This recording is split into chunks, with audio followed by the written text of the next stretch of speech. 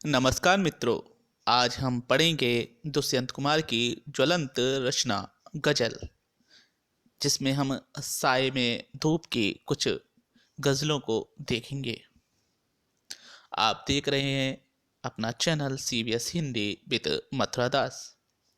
हम पढ़ रहे हैं पाठ 11 की पाठ्य पुस्तक आरोह, जिसके अंतर्गत काव्यखंड में 7वां पाठ है दुष्यंत कुमार की गजल साय में धूप। देखते हैं कवि का परिचय। दुष्यंत कुमार का जन्म उत्तर प्रदेश के राजपुर नवादा गांव में सन 1933 ईस्वी में हुआ। उनके बचपन का नाम दुष्यंत नारायण था। प्रयाग विश्वविद्यालय से आपने एमए की तथा यहीं से आपका साहित्यिक जीवन आरंभ हुआ। यहाँ की साहित्यिक संस्था परिमल की गोष्ठियों में आप भाग लिया करते थे। नए पत्ते जैसे प्रसिद्ध पत्र के साथ भी आप जुड़े रहे। आगे चलकर आपने आकाशवाणी और मध्य प्रदेश की राजभाषा विभाग में भी काम किया। आपका निधन सन 1975 ईस्वी में अल्पायु में ही हो गया। आपकी रचनाएं हैं, इनकी रचनाएं सभी प्रसिद्ध हैं, अच्छे से देखें। काव्य रचनाएं हैं सूर्य का स्वागत, साए में धूप, आवाजों के घेरे, जलते हुए वन का वसंत आदि। गीति नाट्य हैं एक कंठ बिस्पाए आदि। उपन्यास है आंगन में एक वृक्ष, दोहरी जिंदगी, छोटे छोटे सवाल आदि। साहित्यिक परिचय देखते हैं। दुष्यंत कुमार को सहज और स्वाभाविक लेखन के कारण लोकप्रियता मिली। दुष्यंत कुमार की साहित्यिक उपलब्धियां अद्भुत हैं। आपने काव्य क्षेत्र में अनेक नए प्रयोग किए। हिंदी कविता में गीत और गजल लिखने वाला आप जैसा कोई नहीं हुआ। आपकी गजलों में तत्सम शब्दों के साथ उर्दू के शब्दों का काफी प्रयोग किया गया है। इनके कई शेर साहित्यिक एवं राजनीतिक जमावड़ों में लोकोक्तियों की तरह दोहराए जाते हैं। आगे जो हम गजल देखेंगे, आप देखेंगे कि विभिन्न मंचों से जब लोग बोलते हैं तो राजनीतिक जो मंच लोग प्रयोग करते हैं उनमें इन पंक्तियों का, इन गजलों की पंक्तियों का प्रयोग बहुत अधिक होता है। आप स्वयं को प्रतिबद्ध कवि कहते थे। आपकी भाषा में नवीनता, सजीवता और प्रवाहमयता है। आपकी भाषा परमार्जित, व्यंग्यात्मक और प्रतीकात्मक है। नए नए शब्दों का निर्माण कर आपने भाषा को और अधिक प्रभावशाली बनाया। अब देखते हैं पाठ का सारांश। दुष्यंत कुमार की साय में धूप रचना, जिसमें से गजल हम आज पढ़ेंगे। यह गजल साय में धूप गजल संग्रह से ली गई हैं। गजल का कोई शीर्षक नहीं दिया जाता, इसलिए यहाँ भी इसे केवल गजल कह दिया गया है। गजल एक ऐसी विधा है जिसमें सभी शेर स्वयं में स्वतंत्र व पूर्ण होते हैं। कुछ हद तक मुक्तक छंद से इसकी समानता देखने को मिलती है।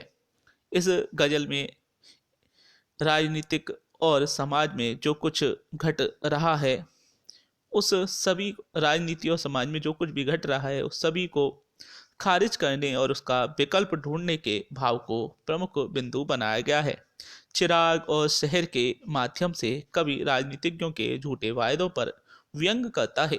लेखक को पेड़ों के साये में भी धूप लगती है, अर्थात आश्रयदाताओं के यहाँ भी कष्ट मिलता है। वह ऐसे लोगों के सफर को आसान बताता है जो स्वयं को परिस्थितियों के अनुसार बदल लेते हैं या ढाल लेते हैं। शासक शायर की आवाज को दबाने की पूरी कोशिश करता है, क्योंकि शायर उसकी सत्ता को चुनौती दे रहा है। कभी किसी दूसरे के आश्रय में रहने के स्थान पर स्वयं के घर में ही जीना चाहता है, और अपने स्वयं के मूल्यों के साथ। तो देखते हैं पहली गजल। प्रसंग देखते हैं। सबसे पहले प्रस्तुत पंक्तियां पाठ्यपुस्तक आरोह भाग 1 में संकलित गजल से उद्धृत है। यह गजल दुष्यंत कुमार द्वारा रचित है। उनके गजल संग्रह साय में धूप से ली गई हैं। इस गजल में शायर राजनीतिक और समाज में जो कुछ घटित हो रहा है उसे खारिज करते हुए नए विकल्पों की तलाश करने की बात कहता है। गजल पढ़ेंगे। कहाँ तो तय था चिरागा हर एक घर के लिए, कहाँ चिराग मयस्सर नहीं शहर के लिए। मयस्सर अर्थात उपलब्ध नहीं। इसकी व्याख्या देखते हैं। कवि कहता है, राजनेताओं ने स्वतंत्रता से पहले घोषणा की थी कि देश के हर घर को चिराग अर्थात सुख सुविधाएं उपलब्ध कराएंगे, लेकिन आज प्रत्येक घर की तो छोड़िए, शहर के लिए भी सुख सुविधाएं उपलब्ध नहीं है। नेताओं की ये घोषणा कागजी प्रतीत होती है। अगली गजल है, यहाँ दरख्तों के साए में धूप लगती है, चलो यहाँ से चलें और उम्र भर के लिए। व्याख्या देखेंगे। दूसरे शेर में कवि कहता है कि देश में अनेक कल्याणकारी संस्थाएं हैं जिन्हें वे दरख्त अर्थात पेड़ की संज्ञा देता है। लोग इन दरख्तों के नीचे छाया मिलने की आशा करते हैं, परंतु उन्हें यहाँ धूप ही मिलती है, अर्थात ये संस्थाएं ही आम आदमी का शोषण करने लगती हैं। भ्रष्टाचार का बोलबाला है। ऐसे में आम व्यक्ति को निराशा ही हाथ लगती है।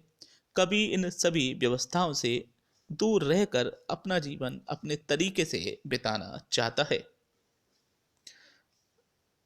यह पंक्ति है बहुत विशेष है।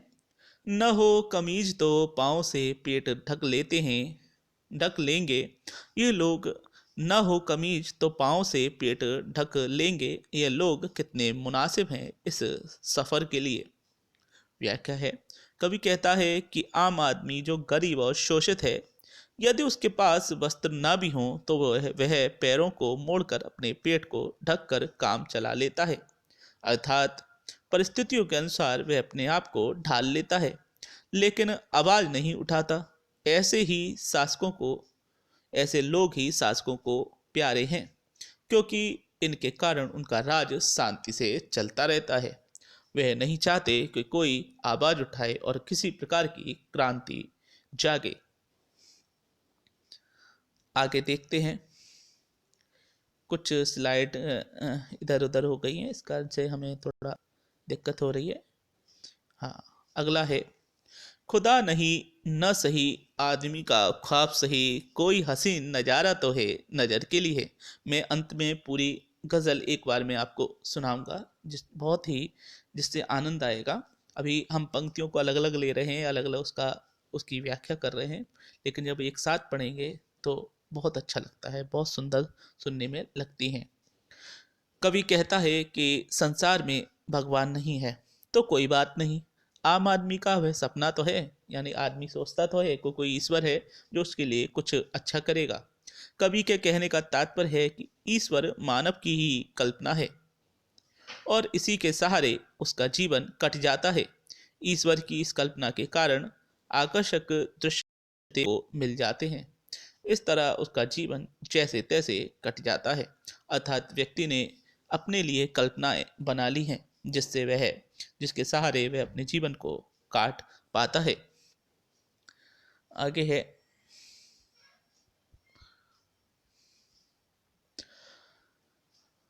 है, वे मुतमईन है कि पत्थर पिघल नहीं सकता, मैं बेकरार हूँ आवाज में असर के लिए। मुतमईन मतलब इस मुतमईन का अर्थ है यानी वे आश्वस्त हैं, बेफिक्र हैं, और बेकरार का अर्थ है बेचैन या आतुर। व्याख्या देखते हैं। पहले शेर में कवि आम व्यक्ति के विश्वास की बात बताता है। आम व्यक्ति भ्रष्ट व्यक्तियों के दिल को पत्थर का मानते हैं, जिसमें संवेदना नहीं। कवि को इसके विपरीत इंतजार है कि कल आम आदमी के स्वर में असर अर्थात क्रांति की चिंगारी हो। आम व्यक्ति संगठित होकर अपनी आवाज बुलंद करे, ऐसे भ्रष्ट व्यक्तियों के प्रति विरोध करे तो इनका अत्याचार समाप्त हो सकता है। अगला है, तेरा निजाम है सिल दे जुबान शायर की, ये एहतियात जरूरी है इस बहर के लिए। निजाम का अर्थ है राज या शासन। एहतियात का अर्थ है सावधानी और बहर का अर्थ है छंद। व्याख्या देखते हैं। इस शेर में कवि शायरों और शासक के संबंध में बताता है कि शायर सत्ता के खिलाफ लोगों को जागरूक करते हैं। ये शायद लिख के आए, शायर है। शायर सत्ता के खिलाफ लोगों को जागरूक करते हैं। इससे सत्ता को क्रांति का भय लगता है। इस कारण वे शायरों और कवियों पर प्रतिबंध लगा देते हैं। जिस प्रकार गजल के छंद के लिए बंधन की सावधानी जरूरी है, छंद का अर्थ ही है इन मात्राओं में बंधा होता है वह छंद है, उसी तरह शासकों को भी अपनी सत्ता कायम रखने के लिए उनके प्रति उठी विरोध की आवाज को कुचल देना जरूरी होता है। आगे है, जिए तो अपने बगीचे में, अंतिम भी है गजल है। जिए तो अपने बगीचे में गुलमोहर के तले, मरे तो गैर की गलियों में गुलमोहर के लिए। गुलमोहर एक तरह का फूल होता है जो लाल रंग का होता है और औषधीय फूल होता है। इससे बहुत सारी बीमारियों का उपचार होता है।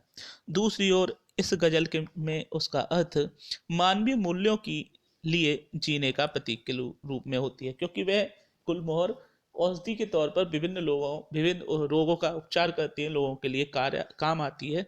उसी तरह गुलमोहर हमारे जीवन में भी, हमें भी गुलमोहर की तरह मानवीय मूल्यों के साथ जीना चाहिए। इस चीज़ का गुलमोहर प्रतीक है और इसी कारण से हम इस पंक्ति में गुलमोहर को के तले और गुलमोहर के लिए शब्दों को देखते हैं। हो देखते हैं दोबारा। जिए तो अपने बगीचे में गुलमोहर के तले, मरे तो गैर की गलियों में गुलमोहर के लिए। इसकी व्याख्या है, शेर में शायर कहता है कि जब तक हम अपने बगीचे में जिए, अपने बगीचे,